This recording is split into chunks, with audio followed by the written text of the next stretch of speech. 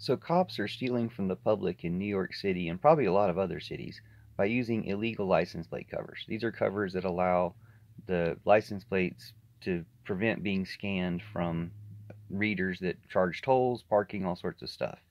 And they do other things besides the covers. They'll paint over letters or put things to obstruct the license plate. And it's illegal, but there's no one stopping them. It's mostly cops, corrections officers, parole officers, uh, people in the justice system and federal agents who are doing this. The reason we know is because there's a journalist whose friend removed one of these covers that happened to be on a cop's car. The cop called another cop and had the guy arrested. Now, even though the cop was the one doing something illegal, and he was unvandalizing the license plate. So this guy, who's a journalist, decided to make it his mission to remove these covers when he saw them, place them gently on the dashboard of the car, and he noticed that it's usually cops' cars, and noticed that where they're parked, things like this, indicate that it's people in the justice system doing this. Now, the reasonable way to stop this would be hefty fines or suspensions for public servants who are caught doing this, say suspend them for 3 months, 6 months, a year without pay, and then they would stop cheating the system. They would stop stealing from the public.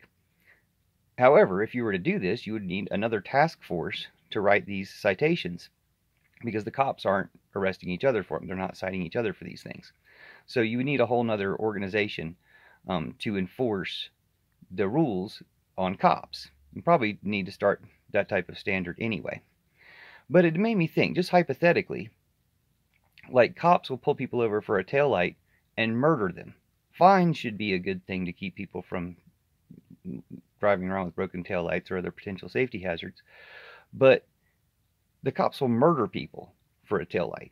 So just what if people or teams of people, groups of vigilantes were murdering cops for having these license plate covers? That would stop them.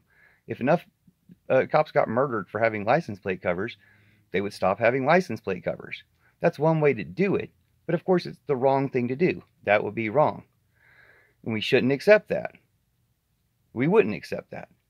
But why do we accept cops murdering people for taillights? Or cops pulling people over for nothing, busting their taillights, and murdering them? That's been going on for a long time, and we wouldn't accept it the other way around. This is a good trick to use to see where injustice occurs, because you can't get justice in a broken and crooked system, and we need to root out the crooked and brokenness more than we need to worry about any sort of traffic crimes and petty crimes. But this is something where, hey, the other option could be everybody could start cheating the system this way, since cops aren't really enforcing it. But the real thing to do would be to fix the system, fix the laws, so that people pay what they have to pay, and that just because you're cops or federal agents, you don't steal, or especially because you're cops or federal agents, you don't steal, which would why it'd be nice for them to be suspended for 3 months, 6 months, a year without pay for being caught for this.